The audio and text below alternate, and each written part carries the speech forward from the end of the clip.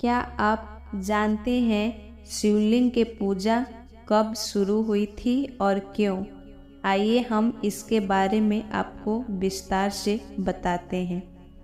लिंग पुराण में मौजूद कथा के अनुसार जब दक्ष प्रजापति ने अपने यज्ञ में भगवान शिव का भाग नहीं रखा तो इससे क्रोधित होकर माता सती ने यज्ञ कुंड में अपना देह त्याग कर दिया था।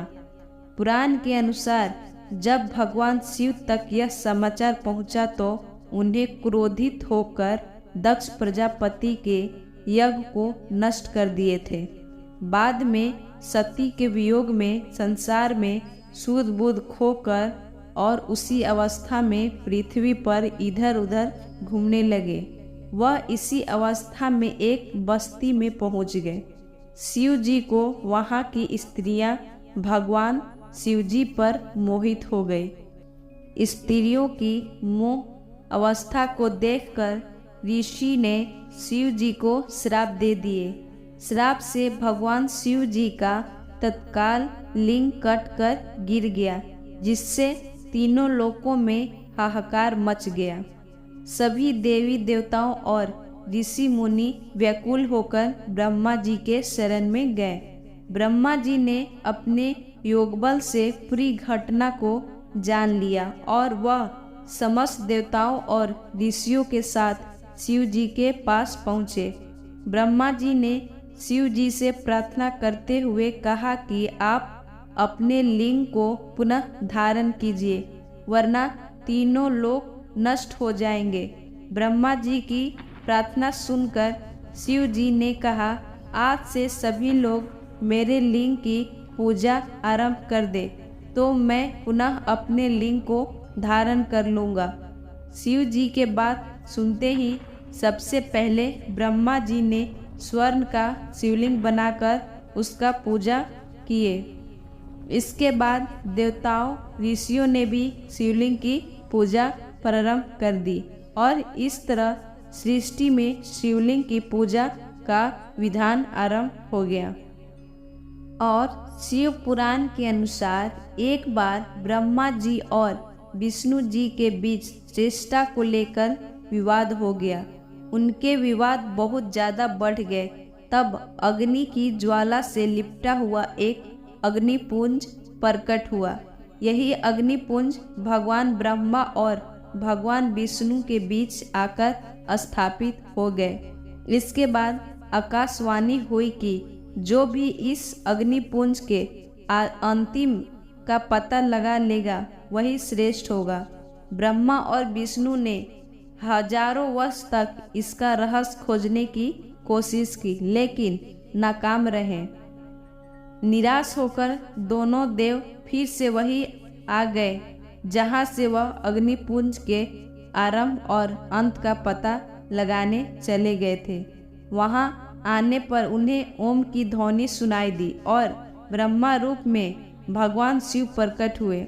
उन्होंने अग्निपुंज का भेद बताया और ब्रह्मा विष्णु ने इन्हें अग्निपुंज को प्रणाम किया।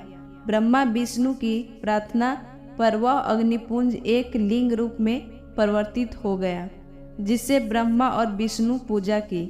इसके बाद से सृष्टि में शिवलिंग पूजा की विधि शुरू हो गई।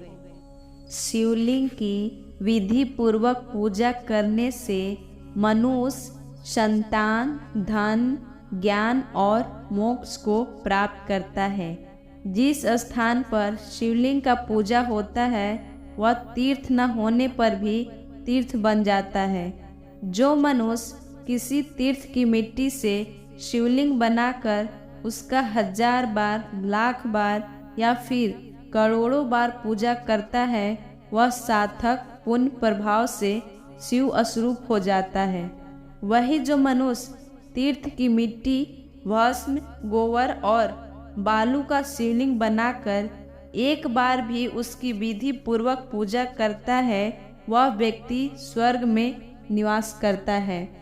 जिस स्थान पर हमेशा शिव पूजन किया जाता है, उस स्थान पर मनुष्य की मृत्यु होती है तो वह शिवलोक को प्राप्त करता है और जो मनुष्य शिव शिव शिव इस प्रकार हमेशा भगवान शिव का जप करता है वह परम पवित्र और परम श्रेष्ठ हो जाता है और वह मोक्ष को प्राप्त होता है। शिव शब्द के उच्चारण से ही मनुष्य समस्त प्रकार के पापों से मुक्त हो जाता है।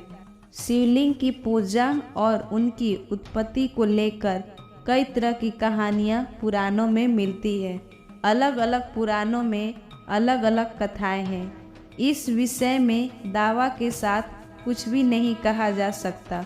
अपनी अपनी आस्था और विश्वास के अनुसार शिवलिंग के पूजा की जाती है। वैसे आपको बता दें कि शिवलिंग के कई प्रकार हैं, लेकिन ज्योतिर्लिंग पूरे भारत में 12 ही मौजूद है।